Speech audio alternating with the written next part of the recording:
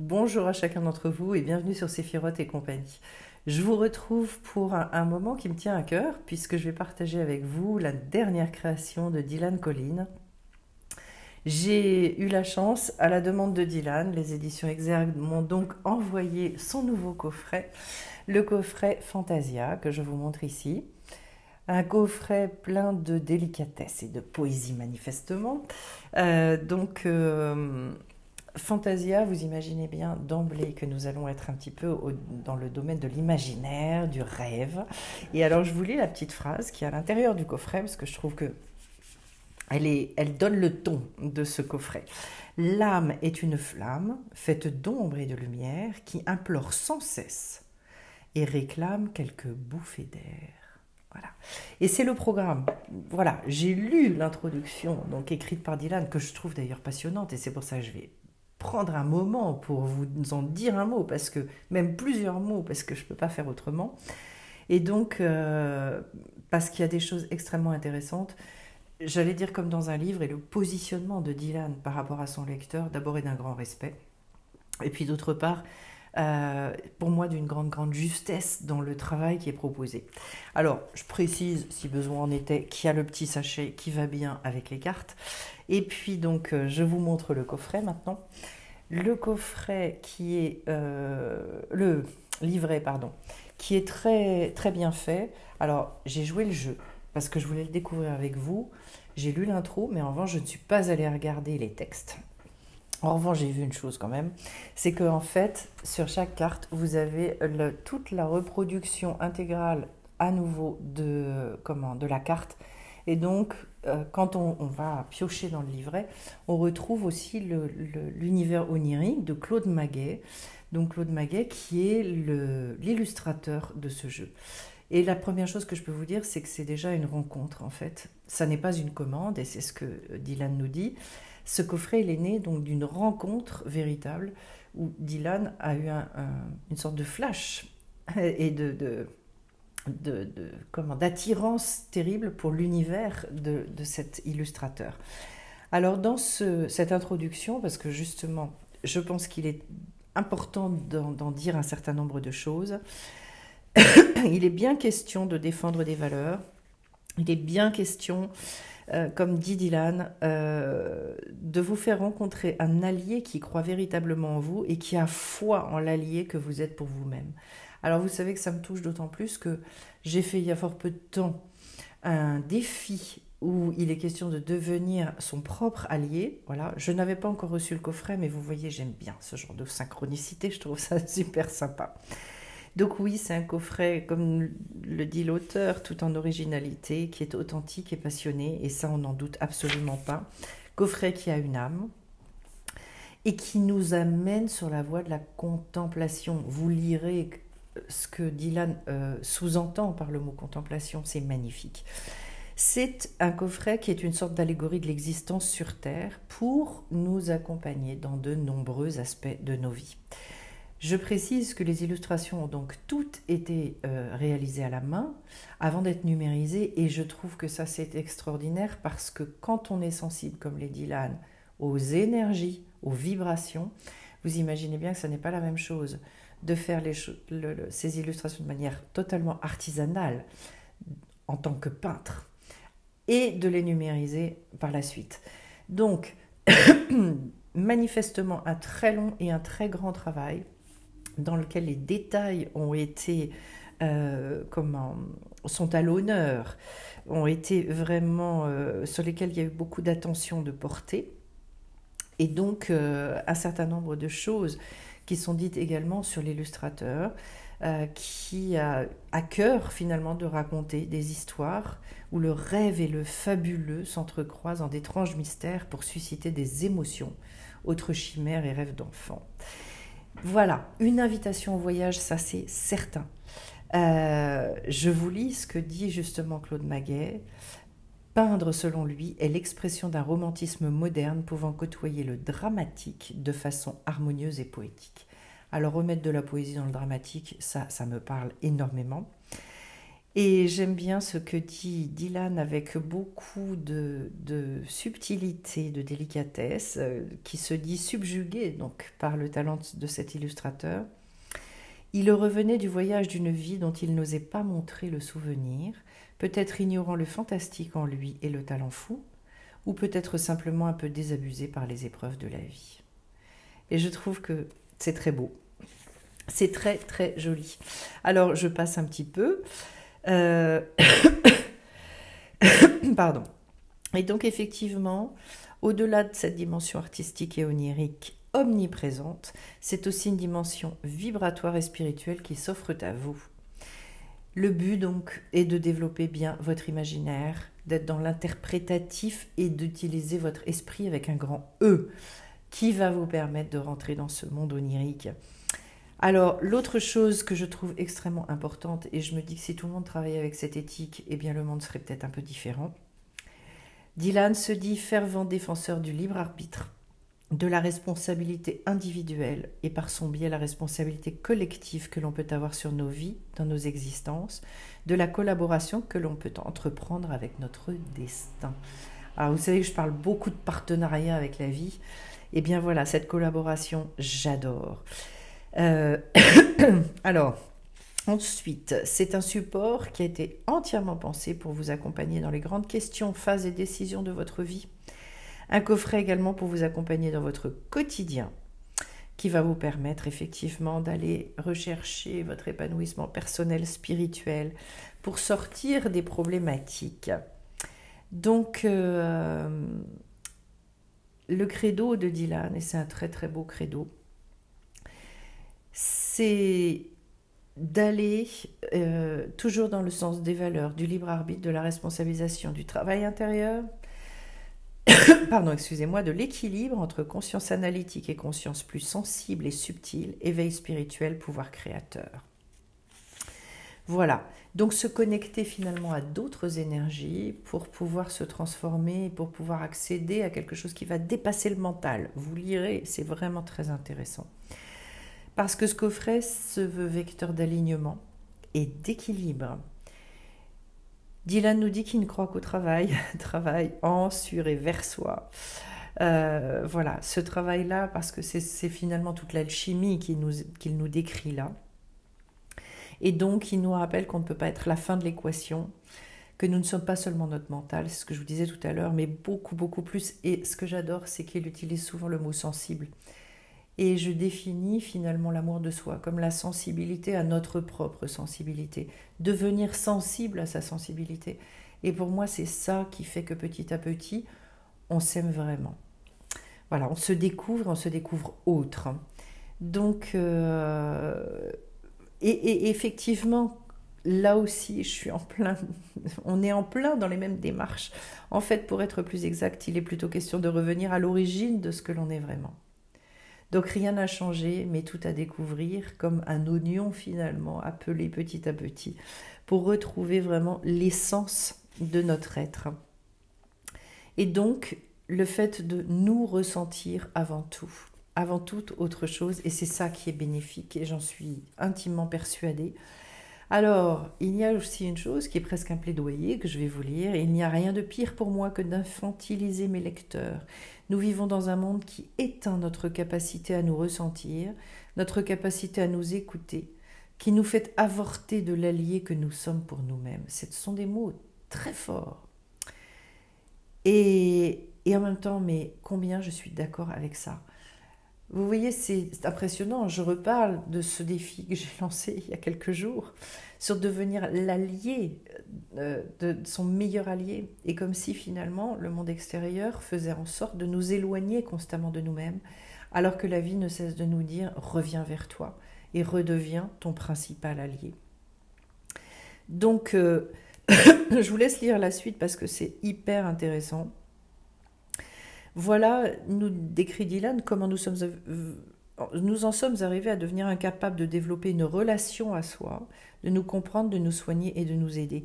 Et c'est vrai qu'il y a cet endormissement de la conscience terrible, et c'est pour ça que Dylan, justement, veut fonctionner complètement à l'envers. Donc c'est vraiment un chemin de responsabilisation en sachant qu'il nous dit bien, et une chose à laquelle je crois profondément, c'est qu'il en est de même dans la spiritualité qu'il en va dans le monde matériel. C'est-à-dire que les ressorts sont exactement les mêmes. Et d'ailleurs, il précise, mon travail serait très populaire si je vous disais quoi penser, quoi dire, quoi faire. Je deviendrais un gourou renommé et suivi. Pourtant, je vous abuserais, je vous considérais comme des êtres ignorants et incapables. Vous êtes bien plus que cela, vous êtes des êtres uniques au monde, capables de bien plus que ce qu'on vous a permis jusqu'alors. Donc vous voyez la philosophie finalement avec laquelle le coffret a été créé et qui en dit long. Et donc c'est pour ça que Dylan ne nous dit pas comment faire, ou quoi faire en tout cas. Il nous dit ce qu'on peut éventuellement éviter de faire, et dans les rappels qui sont faits, je trouve ça très intéressant. C'est toujours intéressant de se redire ces choses-là parce qu'on a vite tendance à reprendre des habitudes, et des habitudes qui nous sont en plus tellement serinées. Donc voilà, pour moi, tout est mis en liberté, avec une utilisation qui se veut très introspective, voire thérapeutique. Et donc, ce pas à pas, ce qui n'a pas forcément bonne presse, ou alors que l'on dit avec des mots, mais là c'est une invitation réelle à prendre ce temps. Voilà. Et Dieu sait que le temps maintenant, c'est presque devenu un luxe, malheureusement. Il nous parle bien des étapes, effectivement, pour rentrer en communion avec notre âme. Et donc, voilà, où aller repiocher des informations. Donc, tout nous invite, finalement, à prendre connaissance d'abord des illustrations. C'est aussi toute l'humilité de Dylan qui dit, si les illustrations vous suffisent, n'allez même pas voir le texte. Finalement, faites-vous confiance. Et il nous rappelle que l'âme ne nous ment jamais. À qui veut la vérité, évidemment. Voilà, mais moi je sais que sur la chaîne, nous avons ici des chercheurs de vérité, donc on y va. Et il y a des propositions sur des exercices à faire par rapport à ce journal que vous pouvez créer à partir de ce jeu. Et je trouve ça vraiment extraordinairement intéressant. En fait, dans la manière dont il invite à se servir du jeu, ça aide à développer justement vos capacités médiumniques et s'adapter finalement à un usage complètement différent. C'est pour ça aussi, je précise.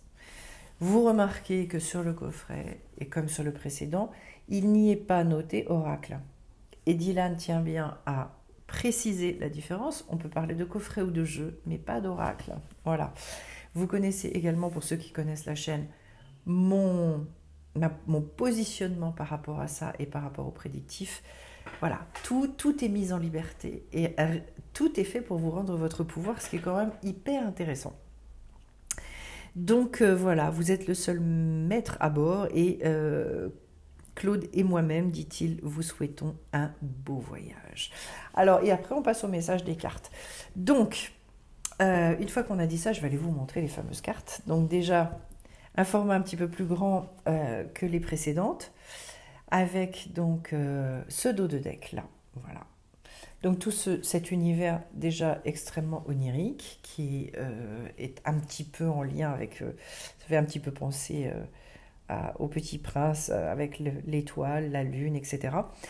Les bords dorés, voilà. Et puis je vais aller vous montrer donc carte par carte maintenant, donc entre ciel et terre.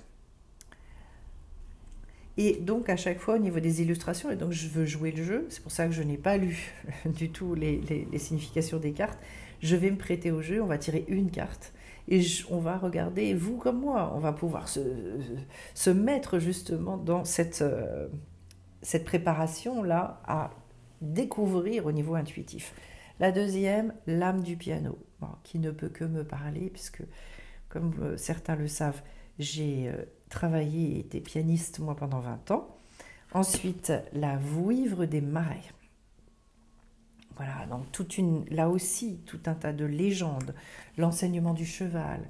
Donc on voit bien qu'on retrouve à chaque fois, je dirais, des univers extrêmement différents qui peuvent parler plus ou moins selon voilà, les uns et les autres. Mi-ange, mi-sorcière. Et si vous regardez bien, ce que je trouve très intéressant, c'est que les roses sont du côté, effectivement, qui est beaucoup plus décharné, noir, sombre. toute cette ambivalence et cette dualité est extrêmement bien exprimée.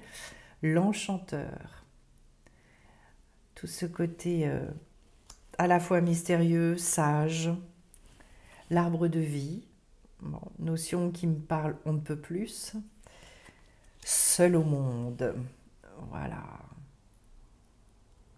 Et là aussi, tout de suite, moi j'ai plein de choses qui me viennent à l'esprit avec voilà, l'histoire des eaux desséchées qu'on retrouve dans la Torah.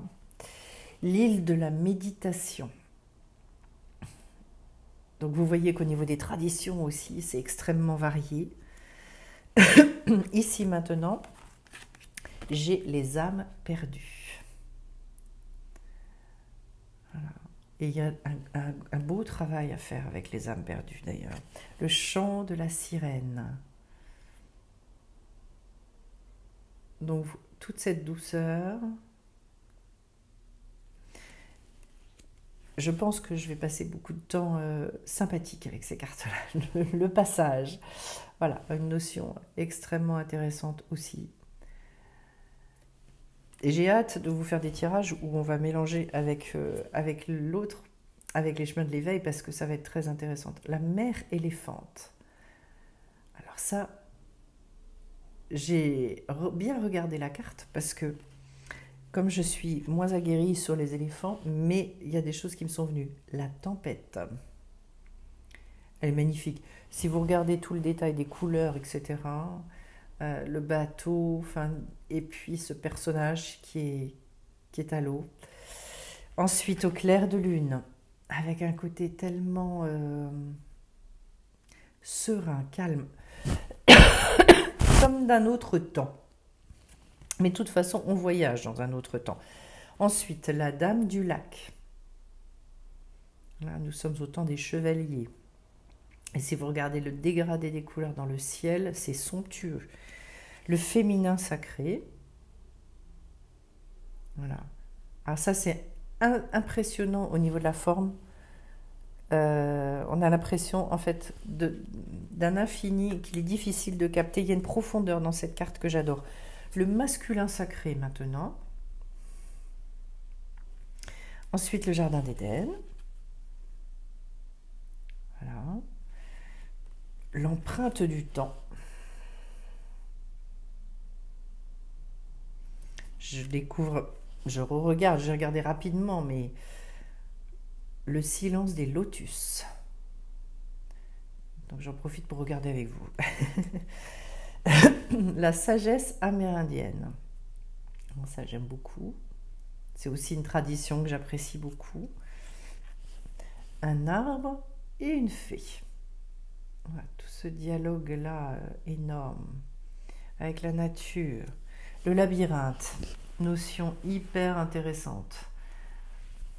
Ça me fait penser un petit peu à l'univers des livres de Claude Ponty avec l'arbre sans fin.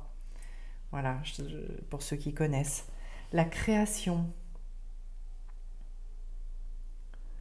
On retrouve et on le voit énormément de détails. J'ai pas encore tout regardé, mais il y a beaucoup de choses effectivement à dire. L'attrape-rêve.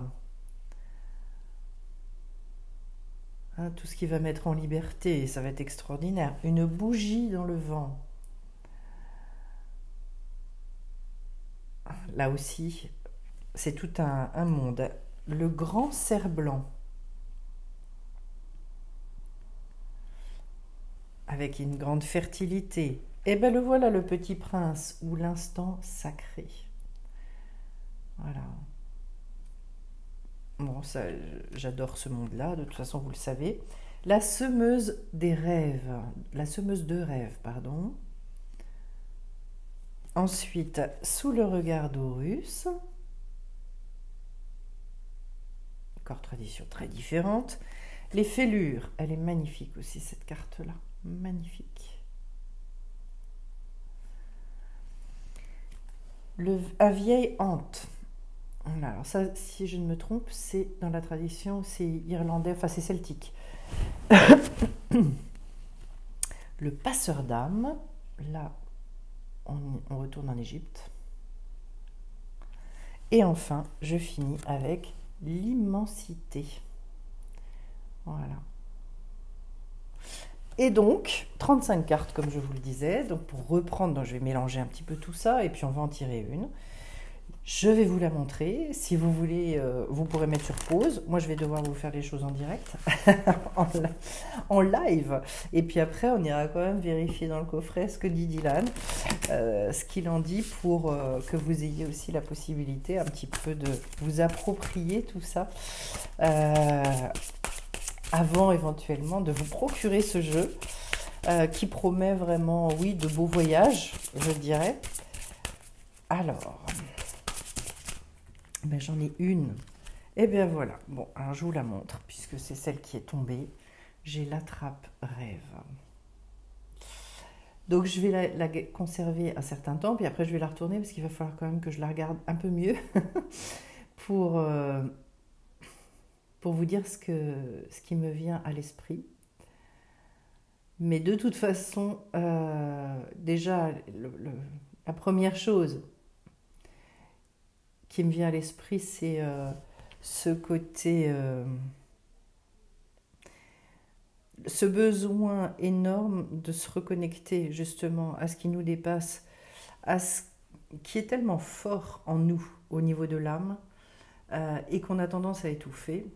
Je ne sais plus, dans toutes les études que j'ai faites au niveau de la Kabbale, j'avais une explication que j'avais trouvée très belle. Cette âme, c'est un petit peu l'invité indésirable qu'on a tendance à mettre au bout de la table parce qu'on a du mal à le laisser s'exprimer, parce que c'est compliqué.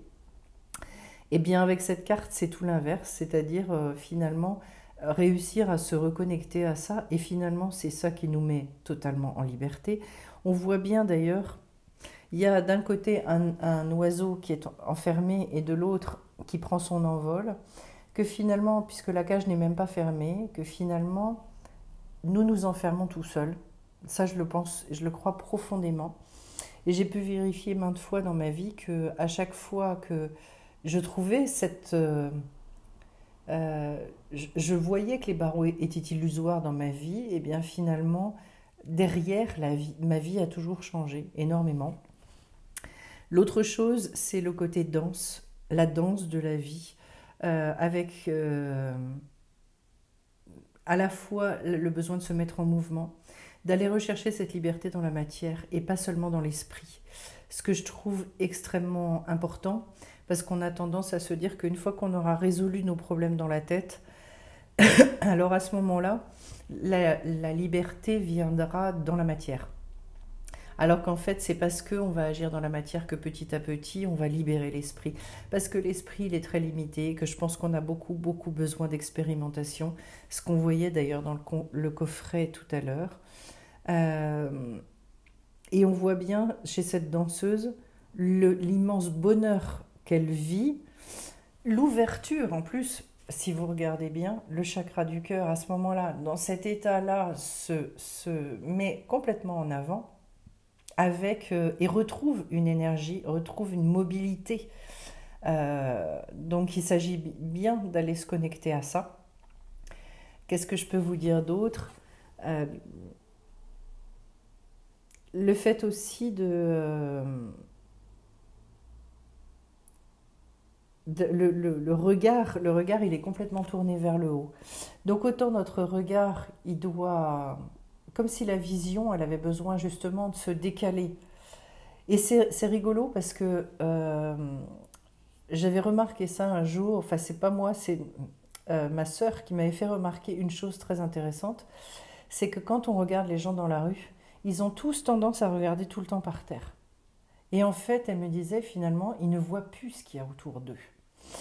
Et c'est vrai que faire cet exercice, parfois, de lever le nez, c'est-à-dire d'aller regarder beaucoup plus vers les hauteurs, je sais pas, les immeubles, les maisons, les arbres, le ciel, etc., etc.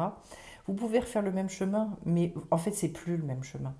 Parce que simplement, votre regard aura pris une direction différente. Donc, aussi une invitation, je pense, là-dessus, au niveau du regard, je trouve ça très, très intéressant. Et puis, il y a un aspect esthétique aussi dans la carte que je trouve hyper intéressant. On le sait, enfin là, on est quand même sur une danseuse avec des pointes, donc ça fait penser à de la danse classique. Donc à la fois tout ce côté, la danse classique c'est très exigeant, c'est un côté travail du corps qui est énorme, mais également dans l'expression de cette beauté extraordinaire que l'on porte en nous et de cette sensibilité extrême. Donc, mais ça au service du corps.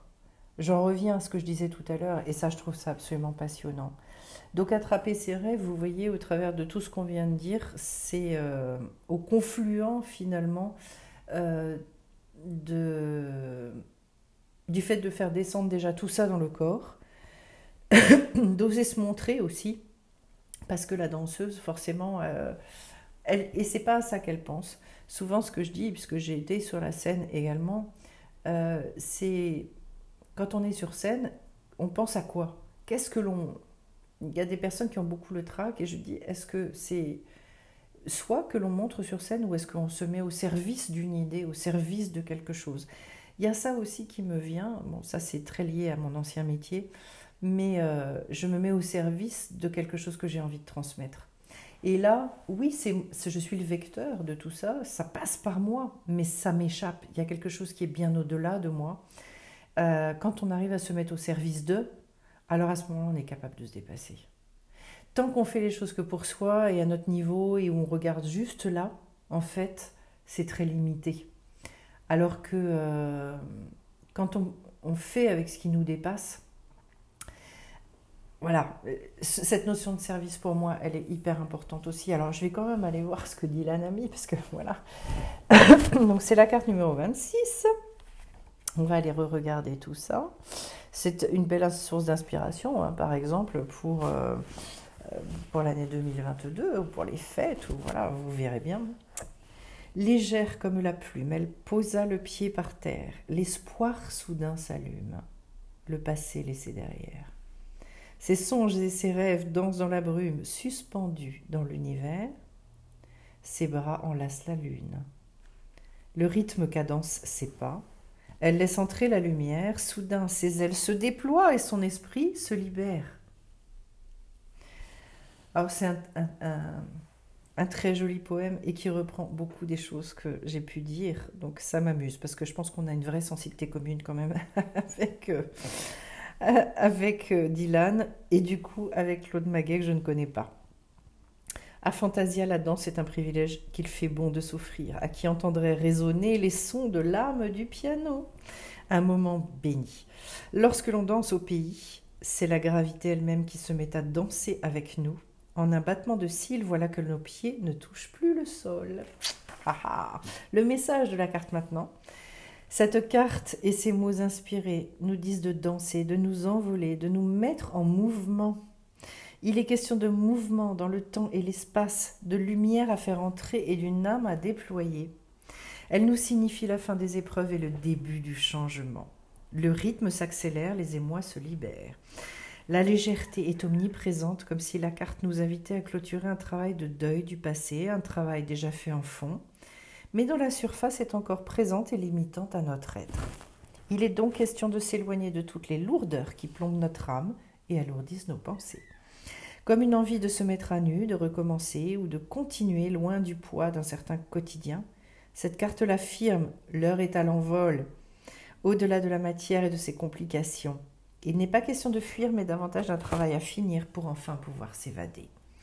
On vous parle aussi d'espoir et de rêve à conquérir, d'une brume qui se lève, d'une vérité qui se fait. Quelle que soit votre problématique, s'il y en a une, cette carte vous invite à plus de hauteur.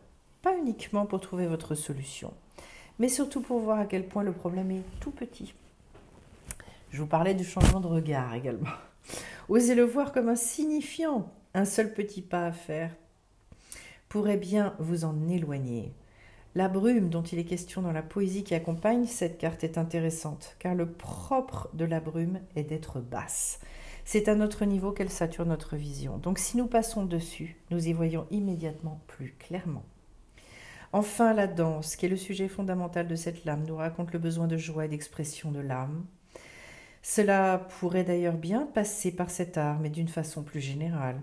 Il est peut-être aussi question de mouvement, de déplacement dans l'espace et dans le temps, donc de voyage, mais aussi de formation dans le domaine professionnel, par exemple. Et donc, on peut effectivement compléter et prolonger le travail avec, ah oui, alors c'est la carte 31, ce seront pas, les correspondances sont à chaque fois notées, si vous le voulez, avec la carte des chemins de l'éveil. Voilà ce que je pouvais vous dire sur ce jeu qui promet d'être un jeu justement magnifique, très très intéressant. Vous voyez que quand on se laisse bercer aussi par son imaginaire, quand on regarde les illustrations, nous sommes effectivement emmenés vers un ailleurs. Il y a beaucoup de choses. On n'a pas encore tout dit, mais je vous laisse découvrir le reste. J'espère que ce sera pour chacun d'entre vous une belle découverte. Je vous dis à bientôt sur Séphiroth et compagnie, et je remercie encore Dylan et les éditions Exergue et Claude Maguet également. À très vite. Au revoir à tous.